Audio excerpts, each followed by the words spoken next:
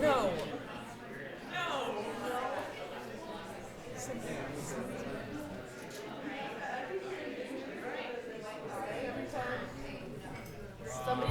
Hello, good evening. Hello, hi. I'm John Adler. I'm a psychology professor here. And I'm Gillian Epstein. I'm a writing person here.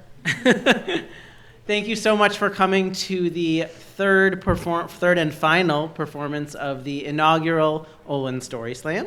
After this, we're just going to be talking to ourselves, just muttering. Just follow us, or there'll be stories still, under our breath. So this Story Slam grew out of a co-curricular that Gillian and I ran last semester with a group of storytellers. And just one sec, if you're just coming in, hooray, we're so glad you're here. You can. There's room up here. Please come if you want to sit, you can just step on people's faces on the way up, whatever you need to do. It's not long. We'll all scoot up. It's not bad. Don't be shy. And maybe the orange beanbag can move up a little bit so there's more room. Right? Because that's easy to get out of. Yes. Yes. Oh. Yes. Excellent. All right. Oh, you opened up a whole pocket. That was like an obstacle course. Very good. Nice. All right. Oh, I feel like so many possibilities happen. Right. Well, we like to have the splash zone full of people. Yes. Okay. So you were saying? Yes. So this Story Slam grew out of a co-curricular that we ran last semester. And so the storytellers have been working really since the fall on their stories. So I was thinking I wanted to tell you what a story is, because who knows that, right? No one. So I was thinking, especially after this work we did with the students, that a story is not this whole integral thing just waiting for you to discover, that it's actually taking little pieces of things and putting them together. And then I felt like, writer that I am, I should have a nice metaphor for you about that. So the cliched one I thought of right away was, writing's like a quilt. You have little patchwork pieces and you sew them together. And then I was like, oh, I don't know, that's tired. I don't sew anything. Like, I probably safety pin it together. So it felt lame. And I'm like, I could do better. And then I'm like, I'm going to relate to the engineers. I'm going to have an engineering metaphor, which is much more bankrupt than the quilt metaphor for me to do. So I was like, welding's good because you have little pieces of metal that I imagine to be like Hershey Kisses, like metal Hershey Kisses, because I do. And then you would take them and like weld them and have something like a story, except it's welded.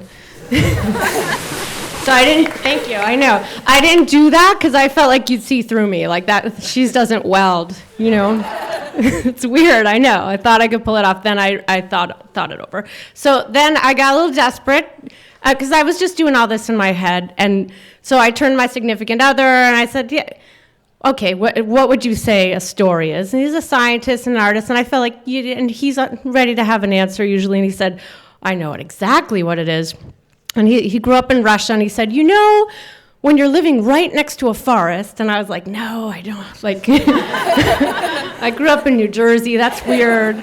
But go ahead. He grew up in a Grimm's fairy tale, it turns out.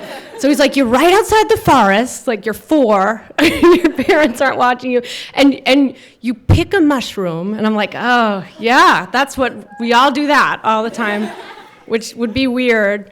And then he's like, and then you see a berry, you know, just a little bit off into the woods. You pick the berry. I'm like, okay. And then you keep going, you pick another mushroom. And he was into it. He's like, you pick a mushroom, pick a berry. He's like, that's what you tell them. And I'm like, oh, I don't know. I don't want to do that. But then I was like, oh, I will, but I'll make fun of you. I told him after, I'm like, don't come, honey. It's bad. I used your story. So what I love that he said, despite my mockery, is you pick all this stuff and then suddenly you're somewhere weird in the woods in Russia, but you use your imagination. But you're somewhere in the woods and you look up and you're like, whoa, I didn't expect to be here. And that, I think, profoundly is what telling a story is like, especially the adventure we had with our students where John and I had no idea where they would get to. They didn't have any idea where they would get to, but they all got somewhere mighty cool, we feel. So. And I have to add, so here's the thing about stories. They're all we've got. The fundamental mode of human cognition is storytelling. They are our evolutionary adaptation for making sense of the world. Our memories are pretty bad at holding on to the objective reality of our lives, and so all we have left are the stories that we tell about it. And although they are only stories, they are the stories we live by. So psychologists think about identity as a story, and it's really an important story. And we're all working on our stories all the time. That's how we function in the world. But our group of storytellers tonight have been working extra hard on these particular stories. So we are really looking forward to sharing them with you. Please laugh along with us, cry along with us, be there with us as we celebrate their really wonderful work. All right, so thank you for joining us. We're going to kick things off with something a little disturbing. Ariana Olson, of course. A confession.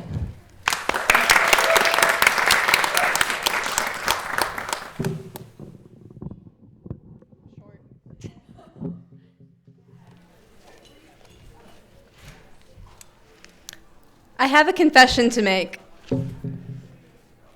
I am a murderer. I never meant to kill anyone, but I didn't know what else to do. I know what you're thinking.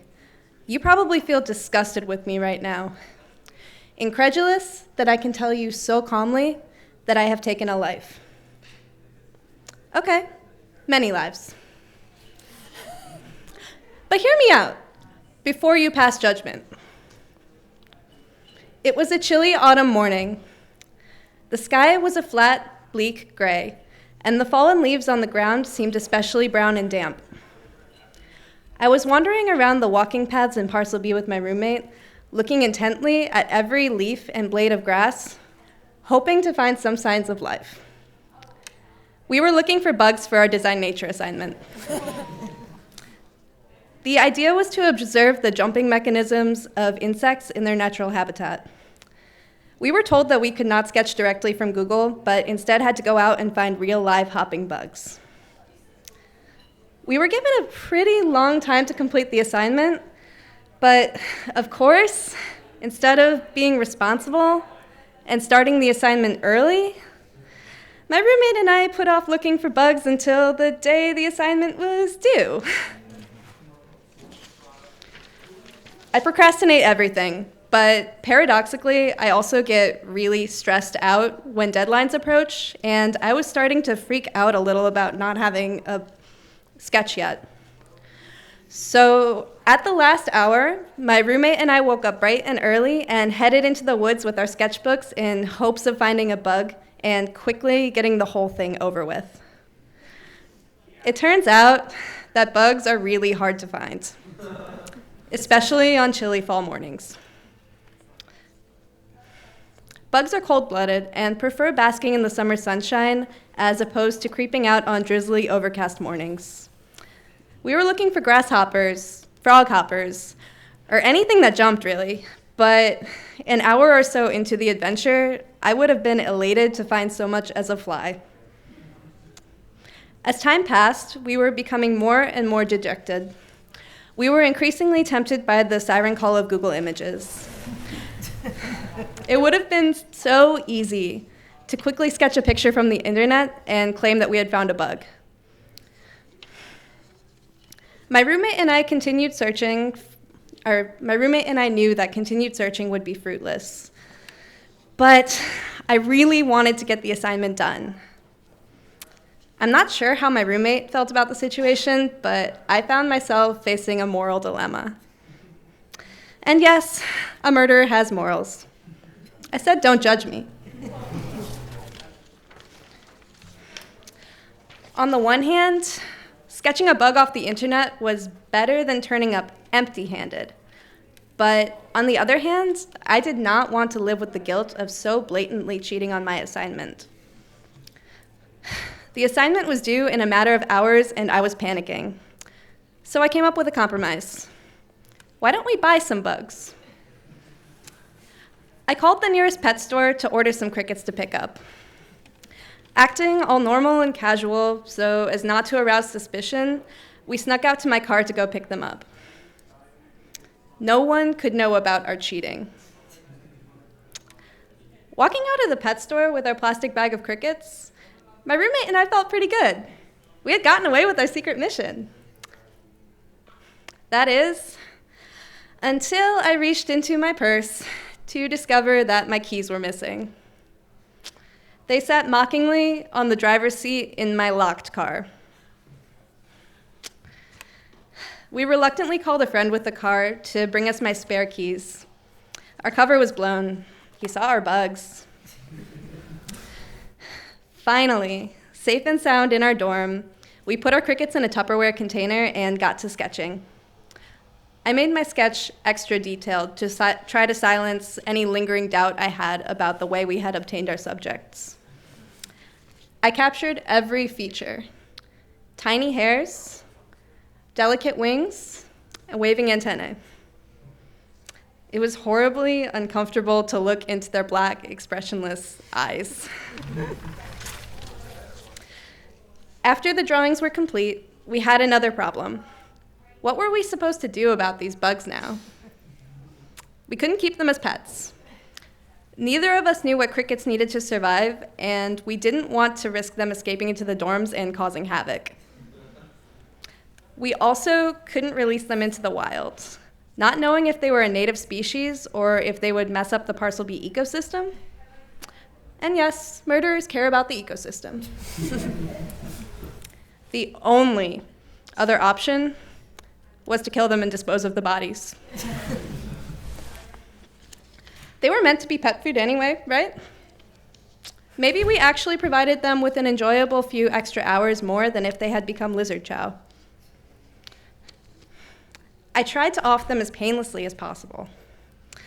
As I mentioned before, bugs are cold-blooded and don't move much when it gets chilly. I put them in our freezer for a while to slow them down so they wouldn't know what was happening when I killed them. At nightfall, I flushed their frozen bodies down the toilet. My victims were immobile as they swirled in the bowl towards the pipes. A piece of my heart must have frozen alongside their tiny bodies because I did not feel guilty about what I had just done. Only a sensation of relief as the last one went down the pipes. The job was complete. Now, you might be regarding my actions with horror, but we have all done something regrettable in times of desperation. Before you judge me, think about what bugs you have in your freezers. And don't try to play dumb. I don't mean actual bugs. I mean the metaphorical ones. I never set out to be a killer, but I did what I had to do to get my homework done.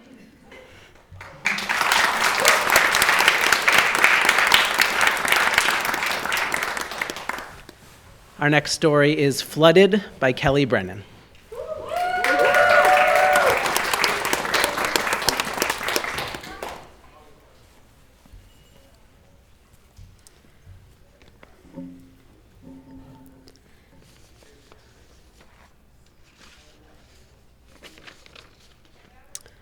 What do you do when the airport is flooded? The airplane's wheels are underwater, the immense volume taunts that you cannot leave, but a desire to go home is like a thirst that cannot be quenched. I was in Chennai, India, halfway across the world, when the water rose above the airplane's wheels, prohibiting any sense of travel. During the day, I watched a small lake form in front of the hostel where I resided. The day before my flight booked to take me home, it rained all day. The gray water reflected my hopeless feelings of getting home on time. When I watched the evening news, I did not need to know the language to understand that this 100-year flood was unreal. The scenes reminded me of pictures and videos I had seen of Hurricane Katrina. Homes underwater, boating now the best option for transportation. My hostel residence in India was intimate, yet disconsolate at times. As I tried to sleep, I would sometimes hear one of my roommates cry about her unhappiness at work and a man who was stalking and harassing her. I never completely understood their situations because I was in one of the less dramatic rooms, and my roommates cried in our local language, Tamil. The morning I was going to leave the hostel, I woke up to a small brown pond looming outside the front gate. I yearned for my only child bedroom that overlooked a beautiful lake. Just walking down the street in India during the months I spent there, 1,000 sensations would shoot into my brain.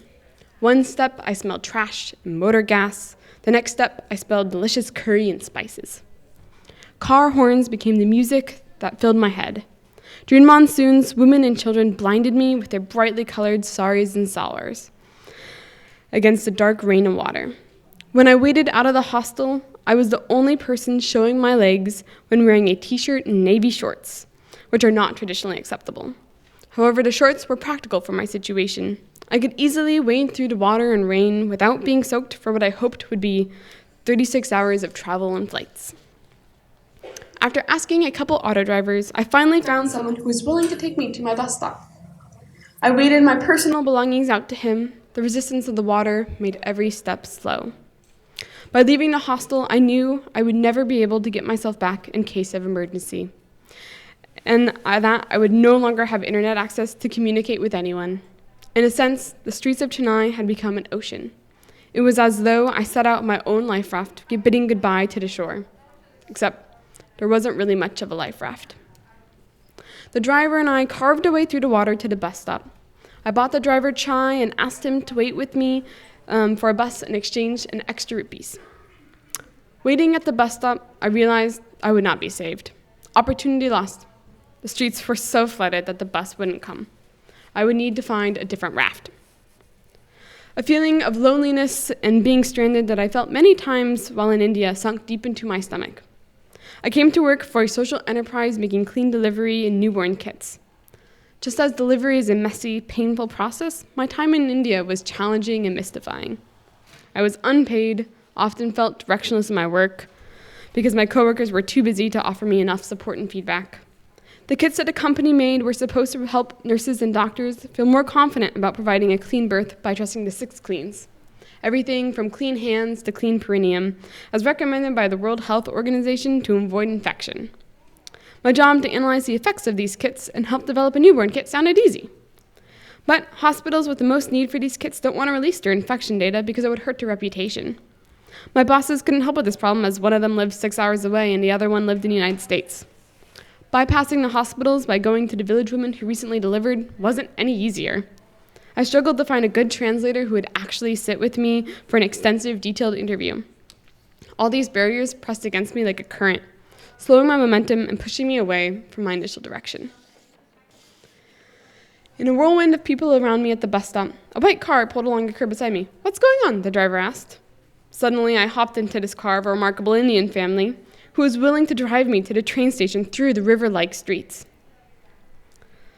I recall the story of when I was 2 and fell off our dock into the lake while my mom and dad were watering the flowers. My dad jumped in after me with all his clothes on. It was as though I was pulled into the safety of someone else's life raft. We arrived, but the train station embodied a way that the simplest tasks in India were challenging. I couldn't find my train, and I didn't know how to negotiate a price to get to Bangalore. Fortunately, the family who rescued me treated me like a daughter and was able to find me a taxi because it was clear that none of the trains were moving today. Finally, I left the train station at 1:30 p.m. for the 5-hour journey. I arrived at the airport 10 hours later.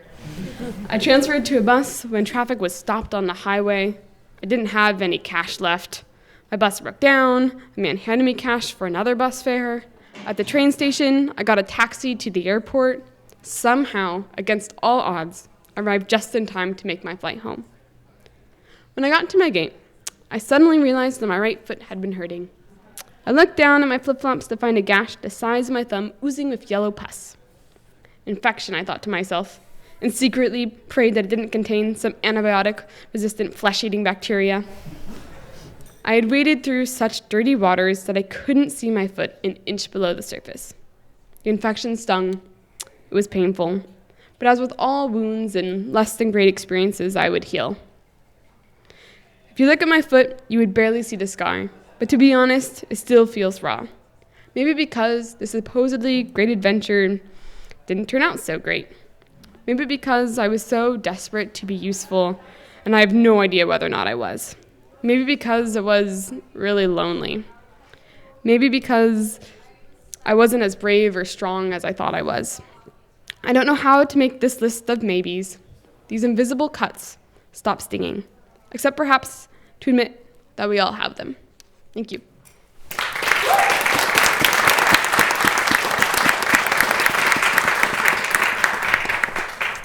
Now we have Happy Meal by Emma Price.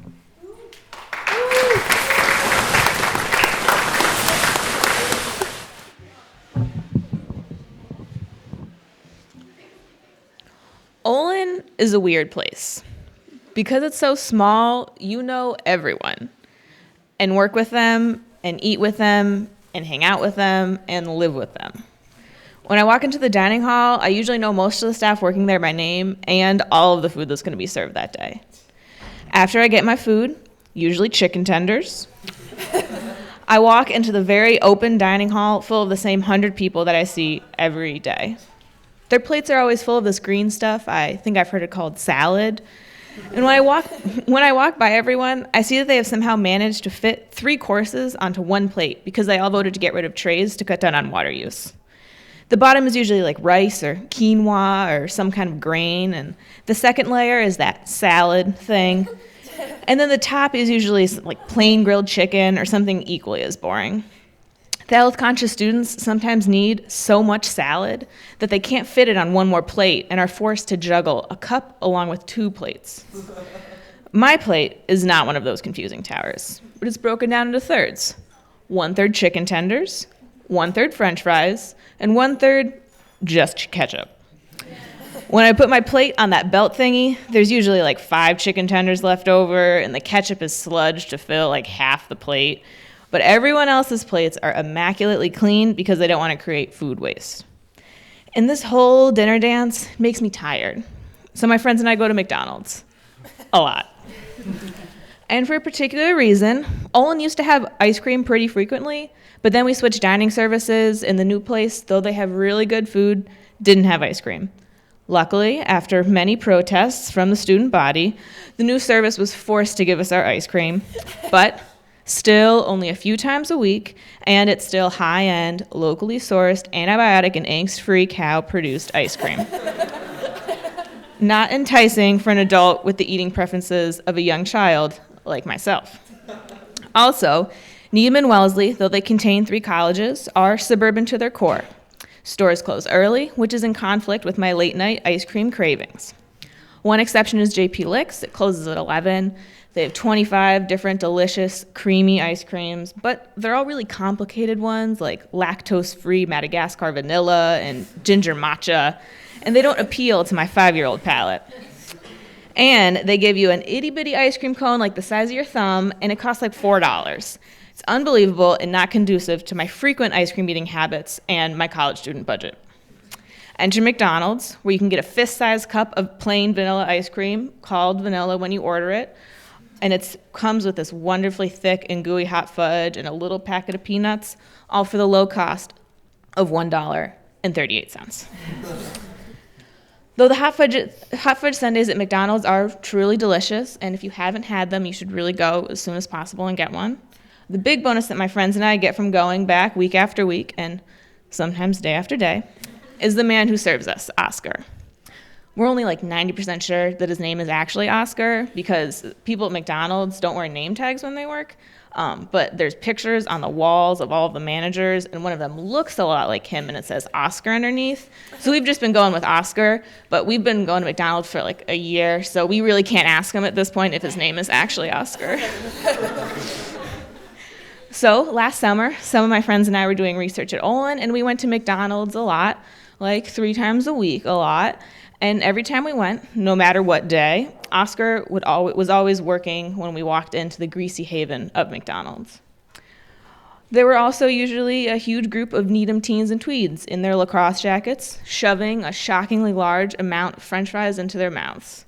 Not only are they kind of gross, but they're messy and loud and obnoxious, and sometimes they ask for a free cup of water, and then they put soda in it, and they get in trouble.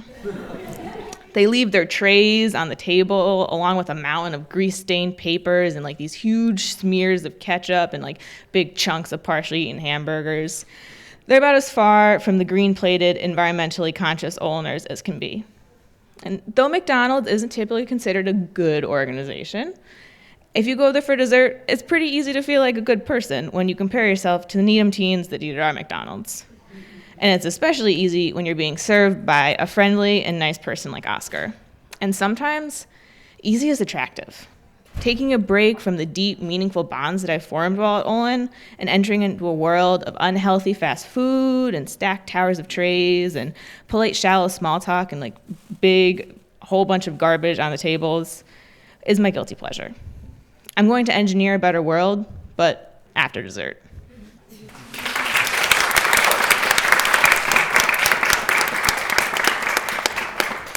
Our next story is Miscast by Casey Alvarado.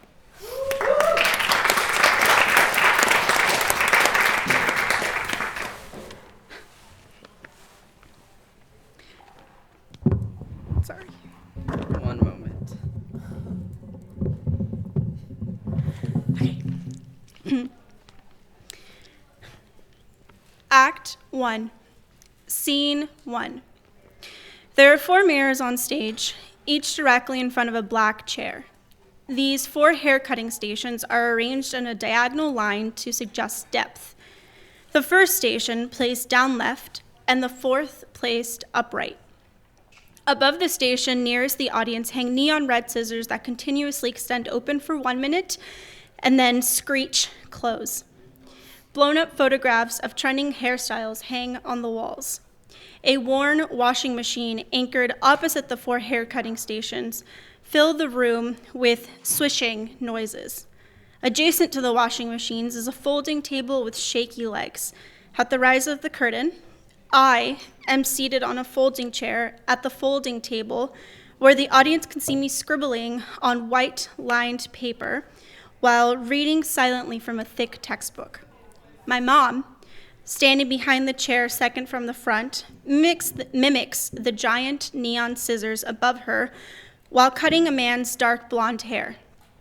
They are making small talk, but their conversation is hardly audible. Me to myself.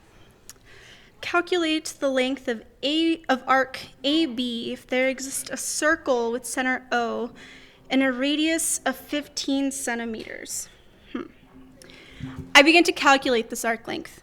Meanwhile, my mom finishes the haircut and the man with dark blonde hair rises from his chair. Man pulls out his wallet, removes a green slip of paper, and slides it on the countertop to my mom. Man stands.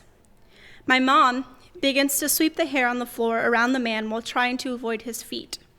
Man unaccommodatingly continues to stand there while he scans the room. His eyes land on me next to the rumbling washing machine. Man strolls over with his hands in his pockets.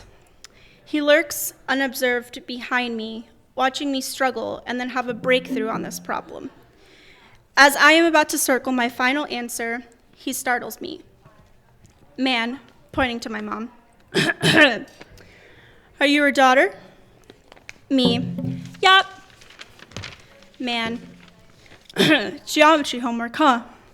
Me. Yeah. Man. Gonna be a hairstylist like your mama when you grow up? Man. Me. Mom says I don't have to decide right now since I'm only a sophomore, but I'm thinking a painter, a lawyer, a ballerina, maybe even an man aggressively spitting out. Hispanic women can only cut hair.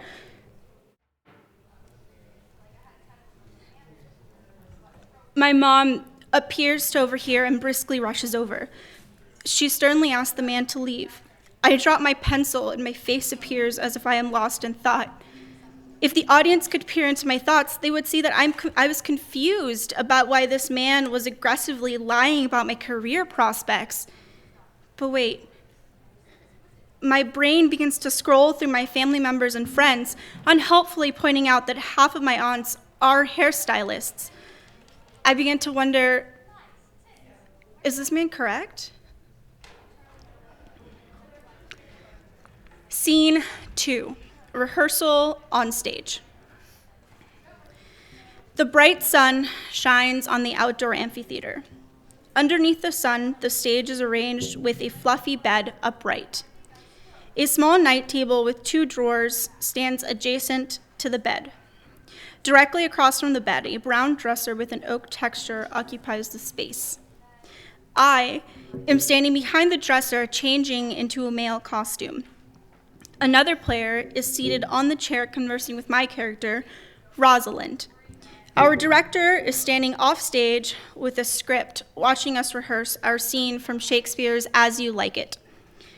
Rosalind, were it not better because that I am more than common tall, that I did suit me up points like a man? Director, hold. Casey, what do you think the implications of this scene are? What do you think Shakespeare's trying to say? I'll tell you. Shakespeare is asking the audience to entertain the idea that women could literally be men. You are a woman playing a man. To become this character, you need to be bold. What's the boldest thing you've ever done? Me, director, I want you to be your character off stage for the next couple of days. Really walk around speaking in iambic pentameter, and it will come to you more naturally. Demand what you need and speak up about what you want. Rehearsal is over for today. Keep the costume on. It will help you find your character. Scene 3, the cafeteria line. Next day. A long silver serving station is arranged perpendicular to the stage. It has a lip where students slide their trays of food along. As the curtain rises, I am at the front of the line with my tray in front of me.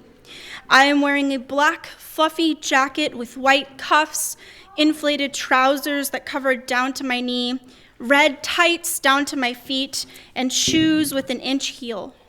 My sword is draped over my shoulder. My hair is braided and tucked into a black hat with a large feather sticking out of the top. The girl next to me is wearing skinny jeans, a black hoodie, and texting on her phone. Cafeteria lady. Plate. She motions for my plate. What do you want? I thought Rosalind, dressed as a man, would want to eat what might be considered manly food. Rosalind, an iambic pentameter, doth fancy the sloppy joe meat and corn? Cafeteria lady. What? Rosalind, an iambic pentameter. Doth fancy the sloppy joe meat and corn? She serves me half a spoonful of sloppy joe without batting an eye. Then she turns to skinny jeans next to me and asks for her order. But my theatrical appetite was craving more sloppy joe than half a spoonful. Normally, I would have walked away and been compliantly hungry. But not Rosalind. Rosalind, pardon. I fancy more sloppy joe. The cafeteria lady turns back to look at me surprised. For a moment, I thought she was going to reject my plea. She beckons my plate. I hand it to her. She showers it with more sloppy joe. I click-clack away in my tiny heels. Scene 4, rehearsal on stage. Rehearsal continues after school. The sloppy joe was still running through my digestive system, reminding me of my small victory in the cafeteria. I felt ready to spew iambic pentameter like it was my first language, to be bold and daring. Rosalind. Were it not better because that I am more than common tall, that I did suit me all points like a man, a gallant curtal axe upon my thigh, a boar spear in my hand, and in my heart lie there what hidden women's fear their will have a swashing and a marshal outside, as many other mannish cowards have, that do outface it with their semblances. This time, my director did not stop me. For 6 shows, I projected my voice to start to speak Rosalind's lines. After these 6 shows, I projected my voice to start speaking off script. Scene 5, I think, lab at Olin. There are 2 rows of 4 lab tables parallel to each other. There is a lab table in the front center of the room that contains resistors and capacitors of varying sizes, as well as meters to measure voltage and current. Whiteboards frame the walls, and equations frame these whiteboards. As the curtain rises, I am sitting at one of the tables with the breadboard next to my computer. My partner is sitting across the table from me. Our ninja, or student teaching assistant, is standing at the edge of the table giving us advice on our broken circuit. Ninja. You should build an amplifier to amplify the sounds. Just use an RC non-inverting amplifier. I looked across at my partner to see them nodding. I think to myself, what's an amplifier? And how come my partner knew what it was? I nod while I open a new tab in Google Chrome and type non-inverting amplifier. Ninja. Then you can use a low-pass filter to remove unwanted signals. I open a new tab and type low-pass filter. By the time our ninja leaves, I have a handful of tabs open. Partner. I gotta go, but I'll meet you tomorrow and we can start building the amplifier and the filter. Me. Yeah. Partner places their computer into their backpack and strolls out of the room. Me to myself. Crap, we're going to build this filter tomorrow, but I don't even know what that is. I totally don't belong here. I start reading the Wikipedia article on filter. For the next few hours, I cycled through freaking out and reading the top results for the concepts I typed into Google. I solve equations or draw circuit schematics on the whiteboard. When I understand a concept, I close the tab and move on to the next one. I take notes so I don't sound too dumb when I meet my partner the following day. I leave the lab when I close all of my tabs, which is way past my bedtime. The next day, I walk back into the lab for the start of our meeting. I place my backpack down across from my lab partner. Partner. Hey, glad you're here. I was just looking up what a filter is and how to make one. I think I need a 4 Dummies article to explain it. Me. Oh, it exists. I can explain what a filter is. I have an idea for how we can make one given the resistors we have. I smiled as my voice resonated through the classroom. It sounded like the voice of a girl who was becoming comfortable with herself, where she was, and where she might be going. Thank you.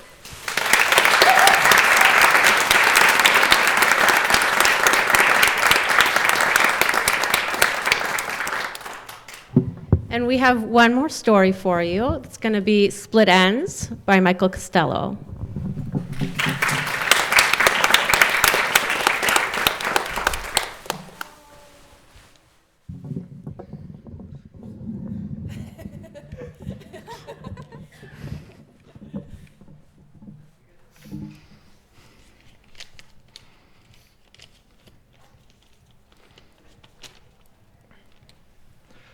For all of my first semester of college, I kept my hair cut as short as the Newton South High School boys track team always recommended.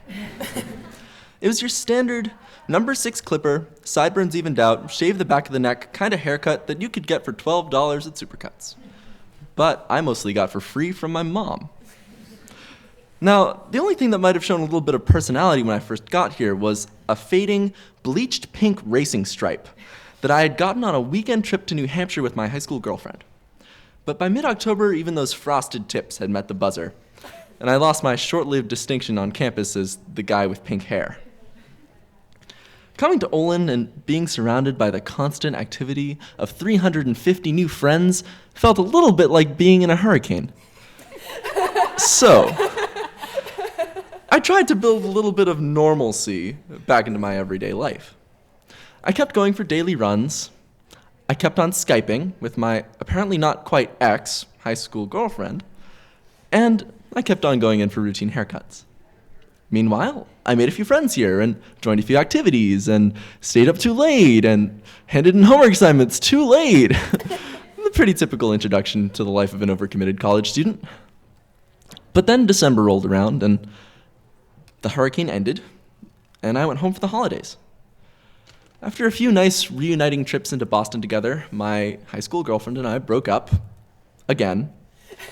For real this time. A few days later, I did one too many hill sprints and a solo workout, tore my plantar fascia, and couldn't run for weeks. And then, after that break, I returned to Olin and entered the cold embrace of graded assignments. And classes that, in retrospect, I probably shouldn't have signed up for. See, if you've only taken basic calculus and a semester of mechanics, you might not be ready for quantum physics. Ooh, oh well, lesson learned. Long story short, it was a fairly hellish semester. And among the many things that didn't make the cut for my to-do list were visits to the barbershop. See, by mid-February, I was more concerned about not cutting class than not cutting my hair. And so by the time I had dragged myself through finals, I had amassed this pile of curls on my head, the likes of which had not been seen since bar mitzvah season. Now, my grandmother, who has lost a lot of her hair leukemia, was delighted at her grandson's adorable new do.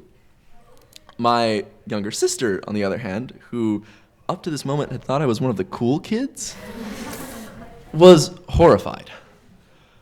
But at the time, I was indifferent. The hair,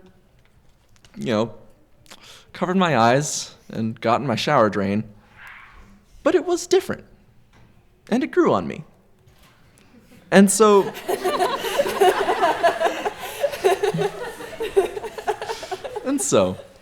through an unmemorable summer and all the way up to my sophomore fall, I surrendered to the inevitable march of my hair down my forehead. Now, for the past few years, in many of the communities I've been a part of, people have tended to see me as a kind of go-with-the-flow person. But that hasn't been the case across the board. Back in high school, the guys on the team always saw me as a bit of a hard ass. I was never quite the fastest, but I was the one who seemed to absorb the most of our soft-spoken coach's pep talks. And they got really revved up and competitive about the workouts and races that we would do. See, the racing mentality is not just about knowing that you're fast. It's about feeling like you're fast. And so you tuck your jersey into your short shorts. You take out the cushioning of socks in your racing shoes. You remove your jewelry, and you keep your hair as close to your head as possible. The haircut and shave is a classic pre-race ritual, one that lets you remove the bounce and weight and distraction and focus instead on the task at hand, to feel your speed in the smooth, aerodynamic flow over the tops of your ears. Now, of course, in engineering terms, heat dissipation and drag, an inch or two of hair on your head should have a very limited effect on your speed and endurance. And as I spent more time at Olin and gained new awareness and new understanding of the world, I grew away from some of those running rituals. At the time, it didn't feel like I was losing much. But by the middle of my second year here, I realized that after a year without a trim, I had been completely surrounded by the long-haired hippie ethos. One of my friends had taken to calling me Woodland Creature Michael. My life was just no problem sets, no... What? I was just going happily and mysteriously about the forest, living life at the whims of nature. Now, this woolly persona, while not 100% honest, could be useful at times. The expectation that I was a calm, level-headed person who didn't care and couldn't be fazed was helpful at a time when that wasn't fully the case. Behind the easy smile and the tumble of hair was a tangling sense of unease. I was stressed and insecure about school, I was lonely after an unprecedented year of not trying to date anyone. And I had a creeping sense that I was becoming more and more disconnected from the people around me. Now, the long hair helped me to get along with friends without revealing any of that turmoil and instead maintain a halo of carefreeness. But the disconnect wasn't going away. 3 weeks into my second spring semester, the morning after a tense argument with a friend who finally called me out on my emotional evasiveness, I tried going for a run to clear my head. Every step I took, I could feel the mass pushing and pulling on my scalp. And every time my feet touched the ground, my hair fell into my eyes. It wasn't until that March, in spring break, that I finally went back to the barbershop. It was time. I was at home waiting for my mom and my sister to get back from an errand so that we could go over to my grandparents' house for dinner. And I happened to look in a mirror, and I realized that my hair had begun to part. Under its own weight, the two halves of hair had separated. Each one was falling to a different side of my face, kind of like a palm tree. And there was this bizarre gap right up the middle. Now, previously, when my hair had been expanding symmetrically, approximately spherical in all directions, I hadn't minded.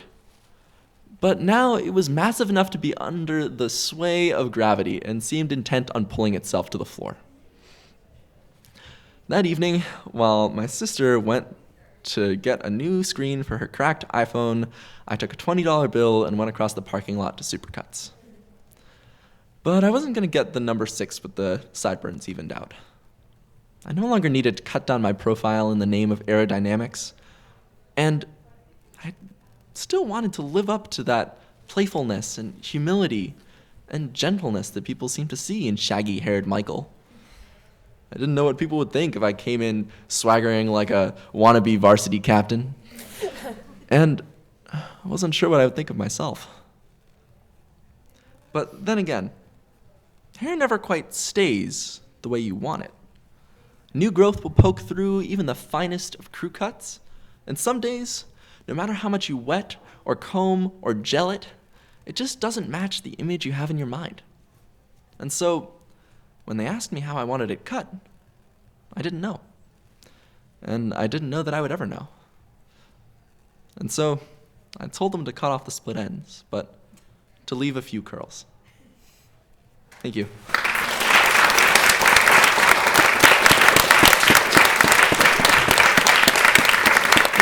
Thank you so much. Come on up, storytellers, to take another bow. Take a bow, folks.